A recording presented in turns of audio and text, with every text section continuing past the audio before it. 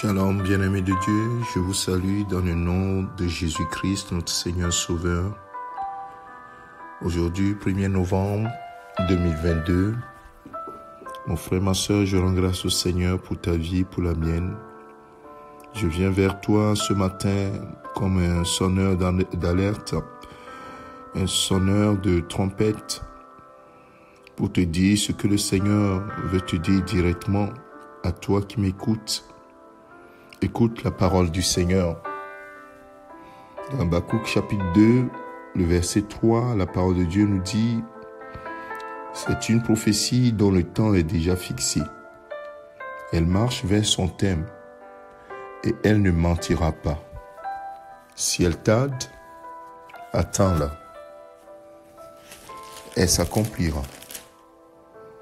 Elle s'accomplira certainement. » Mon frère, ma soeur, cette parole que je suis en train de te dire ce matin, je ne sais pas à qui le Seigneur veut parler, mais je sais qu'il veut te dire quelque chose.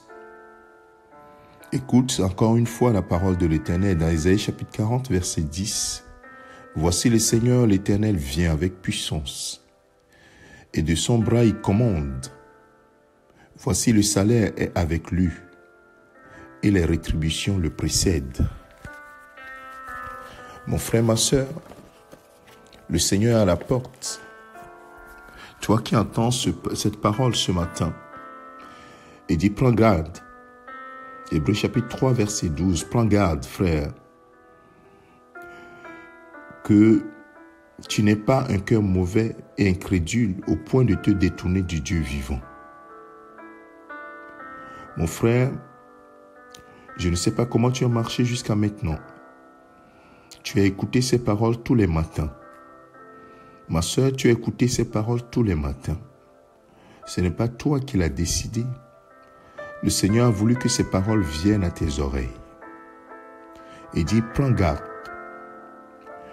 Et l'Épître aux Hébreux dit, exhortez-vous les uns les autres, chaque jour, aussi longtemps qu'on peut dire aujourd'hui, afin qu'aucun de vous ne s'endurcisse par la séduction du péché. Le chapitre 4, le verset 1 dit, « Craignons donc, tandis que la promesse d'entrer dans son repos subsiste encore, qu'aucun de vous ne paraisse être venu trop tard. » Bien-aimés, cette bonne nouvelle t'a été annoncée aussi bien aux anciens à eux, mais la parole qui leur fut annoncée ne leur servit de rien parce qu'elle ne trouva pas de la foi chez eux, chez ceux qui l'entendirent. Mon frère, ma soeur, est-ce que cette parole trouve la foi chez toi? Le Seigneur est à la porte. Et la Bible continue et dit, pour nous qui avons cru, nous entrons dans le repos selon qu'il est dit. Je jurai dans ma colère, ils n'entreront pas dans mon repos. Il dit cela, quoique son œuvre ait été achevée depuis la création du monde. Car il a parlé quelque part ainsi du 7e jour, et Dieu se reposa de toutes ses œuvres le 7e jour. Et ici encore, ils n'entreront pas dans mon repos. Or, puisqu'il est encore réservé à quelques-uns d'y entrer, et que ceux à qui d'abord la promesse a été faite n'y sont pas entrés à cause de leur désobéissance.